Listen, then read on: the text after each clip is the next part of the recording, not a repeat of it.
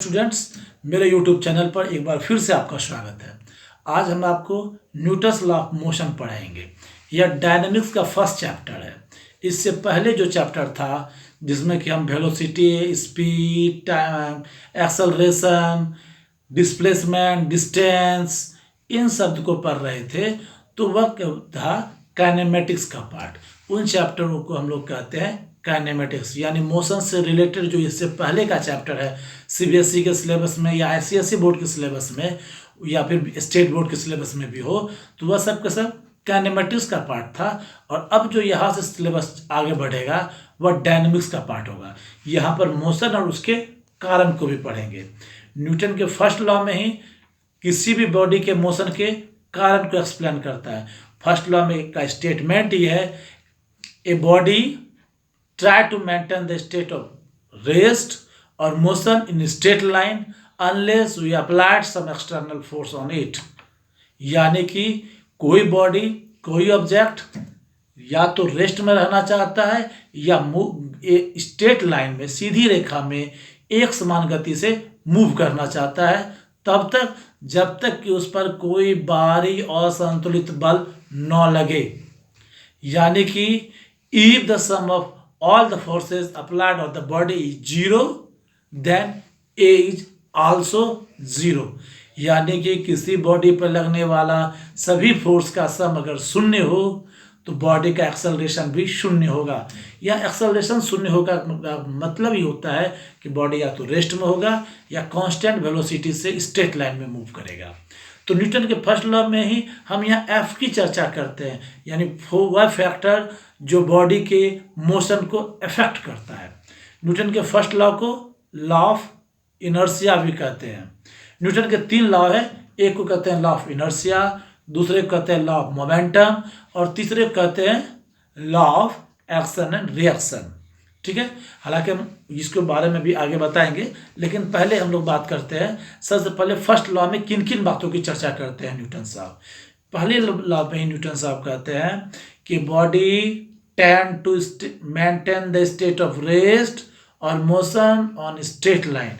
यहाँ पर याद रखिएगा, rest and motion in straight line वो बॉडी की टेंडेंसी है, और उस टेंडेंसी का एक स्पेसिफिक नाम है जिसका नाम है इनर्शिया। लॉ ऑफ इनर्शिया जो गैलीलियो साहब ने दिया था, उसमें भी उन्होंने इस बात का कहा था कि एक बॉडी अगर रेस्ट में है तो वह रेस्ट में रहना चाहती है, अगर मोशन में है तो मोशन में रहना चाहती है, जब तक कि उस पर कोई बाहरी बल कार्य न करे, जब तक कि कोई बाहरी और संतुलित बल न लगे।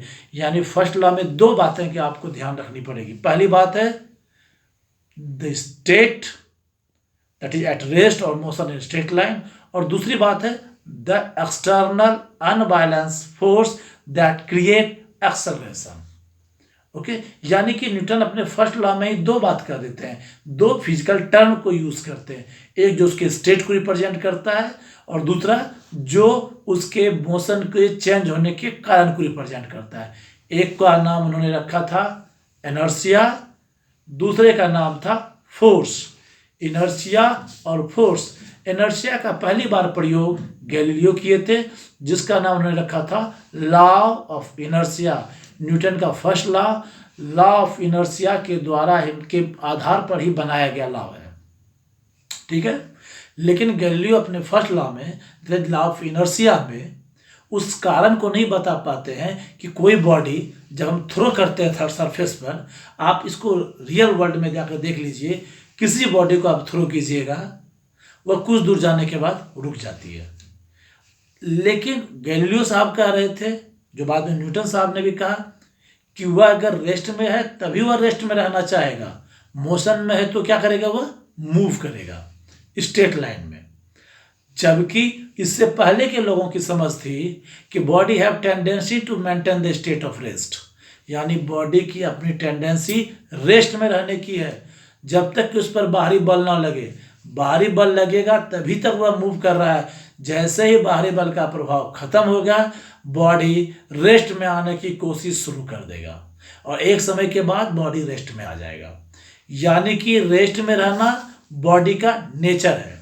लेकिन गैलीलियो साहब भी कह रहे थे और न्यूटन साहब ने बात में कहा कि रेस्ट में रहना किसी बॉडी का नेचर नहीं है।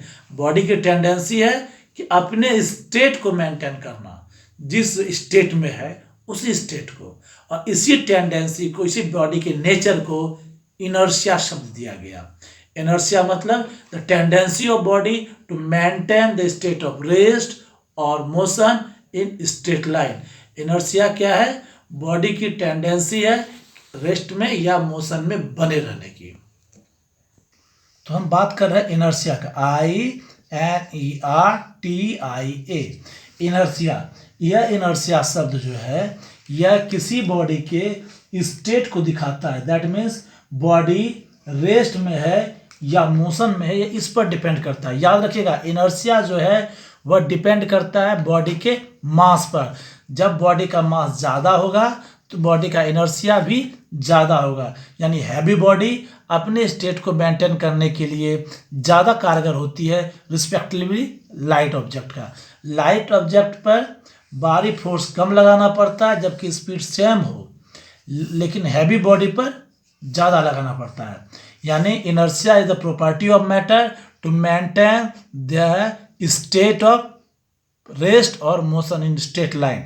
यानी अपने स्टेट ऑफ मोशन को मेंटेन करने की जो टेंडेंसी है किसी ऑब्जेक्ट की, उसको इनर्शिया कहते हैं। यह इनर्शिया बॉडी के मास पर डिपेंड करता है। हैवियर बॉडी है more inertia than the lighter body. Inertia को हम लोग 3 भाग में बांटे हैं। पहले को कहते हैं इनर्शिया ऑफ रेस्ट, दूसरे को हम लोग कहते हैं इनर्शिया ऑफ मोशन, और थर्ड है इनर्शिया ऑफ डायरेक्शन। ये इनर्शिया 3 पार्ट में है। एक इनर्शिया ऑफ रेस्ट है, दूसरा इनर्शिया ऑफ मोशन है, और इनर्शिया ऑफ डायरेक्शन है। यानी कि बॉडी अगर रेस्ट में है और उसको रेस्ट में ही मेंटेन रखने की कोशिश जो हो रही है बॉडी की, या टेंडेंसी जो है, उसको हम लोग इनर्शिया ऑफ रेस्ट कहते हैं। जबकि if the body is in motion and try to maintain the state of motion, then it is called inertia of motion. वह टेंडेंसी जो बॉडी को मोशन को मेंटेन करने के लिए उपयोग हो रही है, बॉडी के मोशन को मेंटेन रखना चाह रही है, उसको हम लोग कहते हैं इनर्शिया ऑफ मोशन। और तीसरा है इनर्शिया ऑफ डायरेक्शन, मतलब कि बॉडी जब मूव कर रहा हो तो स्ट्रेट लाइन में ही मूव करना चाहता है, किसी दूसरे कर्व पाथ पर नहीं। इसको हम लोग कहते हैं इनर्शिया ऑफ डायरेक्शन। यानी inertia of rest, inertia of motion और इनर्शिया ऑफ डायरेक्शन। इनर्शिया का 3 मूल पार्ट है। गैलीलियो ने सबसे पहले एक एक्सपेरिमेंट किया था कि कढ़ाई लिए थे उन्होंने। उस कढ़ाई के अंदर उन्होंने एक बॉल डाला था एक किनारे से। पहली बार कढ़ाई रुक रहा था, बॉल इधर से गया, कुछ दूरी जाने के बाद वापस आ गया सेंटर की ओर, और बहुत जल्दी वह रुक जाती है। ठीक है। दूसरी बार उन्होंने क्या किया, इस सरफेस को थोड़ा सा स्मूथ कर दिया, यानी जो रुखरापन था उसको क्लीन कर दिया। इस बार उन्होंने क्या देखा कि बॉडी कुछ ज़्यादा दूर तक गया, फिर वापस आया, और इस बार पिछले बार से ज़्यादा देर तक मूव करता रहा और रेस्ट में आया। थर्ड बार उन्होंने उस बॉडी के इंटरनल सरफेस को, इस कढ़ाई के इंटरनल सरफेस को पॉलिश कर दिया। इस बार जब उन्होंने पत्थर का टुकड़ा डाला तो ये क्या पाए कि यह बॉडी के दूसरे किनारे तक लगभग पहुंचता है, और इस बार काफ़ी देर तक वह मूव करता है। तो इस आधार पर उन्होंने कहा कि यानी कि बॉडी अगर यह सरफेस पूरी तरह से पॉलिश्ड हो जाए, 100% स्मूथ हो जाए, तो पार्टिकल क्या होगा, यहाँ से चलते हुए यहाँ आएगी, फिर वापस यहाँ आएगी, और इन्फिनिटी टाइम तक चलती रहेगी। यह कभी रुकेगी ही नहीं। यानी एक बार यह मोशन में आ गई है तो मोशन में ही रहेगी। यह बात उन्होंने इस एक्सपेरिमेंट के आधार पर किया था। दूसरा, उन्होंने एक इंक्लाइन सरफेस लिया। एक इंक्लाइन सरफेस पर एक पत्थर का टुकड़ा उन्होंने डाला, नीचे स्मूथ सरफेस रखा गया। देखिए कि यह पत्थर का टुकड़ा गिरता है और स्ट्रेट लाइन में आगे बढ़ते हुए काफ़ी दूर तक जाता है। दूसरी बार उन्होंने कुछ रुखरा सरफेस लिया ग्राउंड का। इस बार उन्होंने डाला, आप मिट्टी का सरफेस भी ले सकते हैं कि मिट्टी के सरफेस पर जब इंक्लाइन सरफेस से इसे हमने डाला तो यह कुछ दूर जाके रुक जाती है। लेकिन अगर सरफेस प्लेन हो, स्मूथ हो, तो यह क्या होता है, हमेशा स्ट्रेट लाइन में चलती है। इसी आधार पर उन्होंने कहा इनर्शिया ऑफ डायरेक्शन, कि बॉडी किसी एक पाथ को मेंटेन करने की टेंडेंसी रखती है और वह हमेशा उसी पर रहती है अगर उस पर कोई एक्सटर्नल फोर्स ना लगे।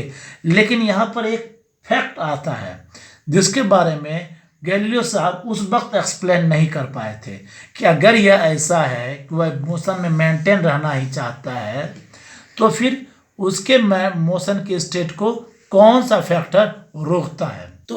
तो यह जो फैक्टर आता है, न्यूटन साहब गैलीलियो को कहते थे फैक्टर अफेक्टिंग द मोशन। एक कोई फैक्टर है जो उस मोशन को इफेक्ट करता है जिसके कारण कि वह रुकता है। और वह कहते थे सरफेस को जितना स्मूथ बनाते जाओगे वह फैक्टर उतना मिनिमाइज होता चला जाएगा। यानी कि वह फैक्टर जितना मिनिमाइज होगा, बॉडी अपने प्रॉपर्टी को जो मेंटेन ऑफ स्टेट है उसको वह मेंटेन किए रखेगा। यह जो बात था फैक्टर, इसके बारे में गैलीलियो ने कोई एक्सप्लेनेशन नहीं दे पाए। उसका कई कारण है। गैलीलियो को पर्याप्त समय नहीं मिला, उससे पहले उन्हें सजा हो गई।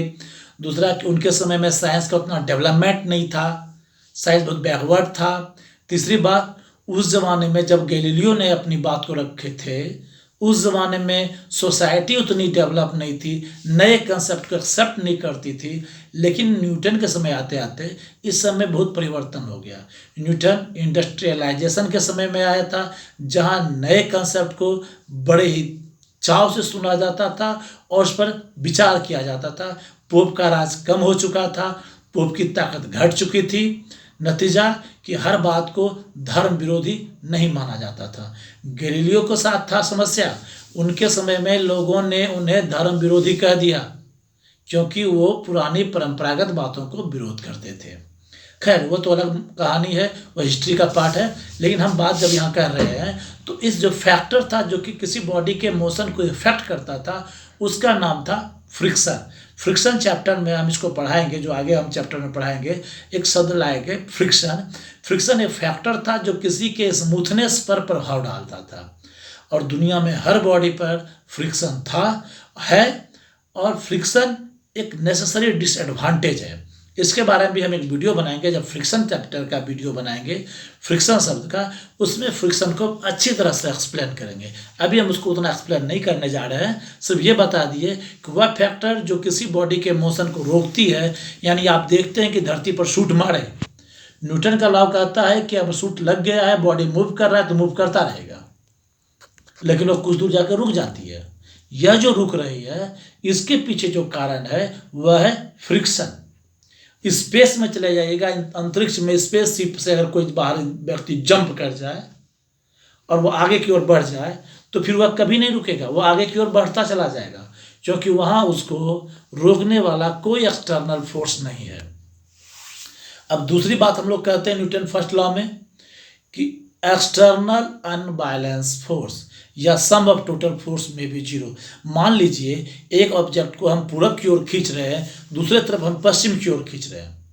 अगर दोनों फोर्स बराबर लगा हुआ है दोनों डायरेक्शन में, तो बॉडी के मोशन में कोई परिवर्तन नहीं होगा।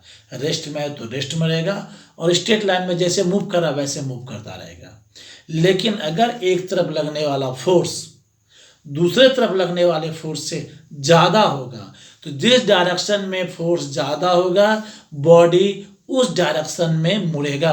अगर दो से अधिक फोर्स लग रही हो, मल्टीपल फोर्स लग रही हो, तो सारे फोर्सों के वेक्टर सम के रिजल्टेंट डायरेक्शन की ओर पार्टिकल का मोशन होगा। याद रखिएगा, सारे फोर्स का जो रिजल्टेंट होगा सम का, वेक्टर सम का, उसके डायरेक्शन में मोशन होगा। अगर सारे फोर्स का रिजल्टेंट जीरो आ जाए तो बॉडी अपने स्टेट को मेंटेन करेगा। न्यूटन फर्स्ट लॉ में यही कहते हैं, एक फैक्टर है जिसका नाम फोर्स है, वही है किसी बॉडी के मोशन को चेंज करने का कारण। यानी कि फर्स्ट लॉ में ही फोर्स का भी एक डिफिनीशन आता है। फर्स्ट लॉ में कहते हैं न्यूटन साहब कि force is that physical quantity which tends और try to change the state of rest और मोशन इन स्ट्रेट लाइन। यह tend and try to change है। हम मान लीजिए किसी दीवार को धक्का दे रहे हैं, दीवार मूव नहीं किया, इसका मतलब यह थोड़े कि हम फोर्स नहीं लगाए, हम तो फोर्स लगा दिए, हमने ट्राई किया चेंज करने का, लेकिन हमारा फोर्स उस बॉडी के इनर्शिया के रिस्पेक्ट में, यानी उस दीवार की इनर्शिया के रिस्पेक्ट में काफ़ी कम है। इसी कारण दीवार मूव नहीं किया। वही हम स्ट्राइकर को या फुटबॉल को मारते हैं किक, तो फुटबॉल मूव कर जाता है, क्योंकि फुटबॉल का इनर्शिया हमारे द्वारा लगाए गए एक्सटर्नल अनबैलेंस फोर्स की अपेक्षा काफ़ी लो है और इसलिए बॉल मूव कर जाता है। यानी कि मोशन के लिए इनर्शिया और फोर्स दोनों जिम्मेदार है। फोर्स मतलब जो कि मोशन करवाता है और इनर्शिया जो उसको मेंटेन करने की टेंडेंसी देता है। यानी हैवियर बॉडी के मोशन को चेंज करना हो तो ज़्यादा इनर्शिया लगेगा और लाइटर बॉडी को मूव करवाना हो तो कम इनर्शिया लगेगा। न्यूटन के फर्स्ट लॉ में इस बात को एक्सप्लेन करते हैं। यानी न्यूटन फर्स्ट लॉ सिर्फ इन बातों को बताता है कि वह फैक्टर कौन है जो मूव करवाता है, दैट इज द फोर्स, और कितने फैक्टर पर, क्या हर फैक्टर के कारण वह मूव करता है या उसके बॉडी चेंज करता है पोजीशन, तो यह डिपेंड करता है कि क्या लगाया गया फोर्स उसके इनर्शिया को चेंज करने के लायक है या नहीं। यानी कि फर्स्ट लॉ में दो बातें बताए उन्होंने, एक कि वह फैक्टर जो किसी भी बॉडी के स्टेट ऑफ रेस्ट और मोशन को चेंज करता है, दैट इज द फोर्स, और दूसरा जो टेंडेंसी है कि अपने स्टेट ऑफ रेस्ट और मोशन को मेंटेन करता है, that is called inertia. Newton के फर्स्ट लॉ में इन दोनों बात की चर्चा है। आज के वीडियो में सिर्फ इतना सा। आज हम सिर्फ न्यूटन के फर्स्ट लॉ को बताने के लिए आए थे, मतलब कि बाकी दोनों लॉ जो फर्स्ट लॉ को एक्सप्लेन करता है वह अगले वीडियो में होगा। ओके, अगले वीडियो में हम इसकी डिफिनीशन के साथ हम उस वीडियो को बनाएंगे। डिफिनीशन फर्स्ट लॉ वाला देंगे, लेकिन फोर्स इनर्शिया को एक्सप्लेन नहीं करेंगे। ओके, तो आप तब तक के लिए अलविदा। आप हमारे चैनल को सब्सक्राइब कीजिए ताकि हर अगला वीडियो जो भी हम बनाते हैं आपके पास तक पहुंच सके, उसका नोटिफिकेशन आपको जाए। इसके लिए आप बेल आइकन को दबाइए। हमारा अगर वीडियो आपको अच्छा लग रहा है तो कृपया हमारे लिए लाइक कीजिए, अधिक से अधिक स्टूडेंटों तक शेयर कीजिए ताकि आपके अलावा और भी स्टूडेंट से लाभ पा सके। और किसी प्रकार की इंक्वायरी है या कोई सजेशन हो, कोई क्वेश्चन हो, तो आप कमेंट बॉक्स में दीजिए, कमेंट कीजिए ताकि हमें भी और आपको भी इससे लाभ हो सके। धन्यवाद।